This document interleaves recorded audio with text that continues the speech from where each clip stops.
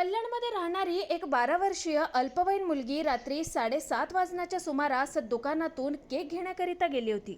तिला तहान लागली म्हणून ती मुलगी परिसरात असलेल्या एका मस्जिदीमध्ये पाणी पिण्यासाठी गेली।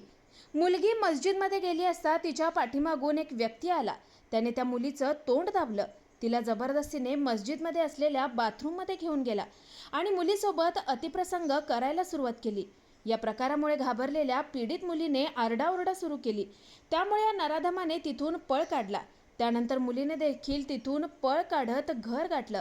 अगदस चंदू असं या नराधमाचं नाव आहे। कुटुंबियांनी या प्रकरणी कल्याण बाजारपेठ पोलीस ठाण्यात तक्रार नोंदवली आहे। या तक्रारीनुसार पोलिसांनी तात्काळ गुन्हा दाखल करत अगदस चंदू या नराधमाला बेड्या ठोकल्यात। धक्कादायक म्हणजे खाद्यपदार्थ विक्रीचा व्यवसाय करणारा अगदस चंदू याने वर्षभरापूर्वी देखील एका मुलीसोबत असाच प्रकार केल्याचं देखील उघडकीस आलंय।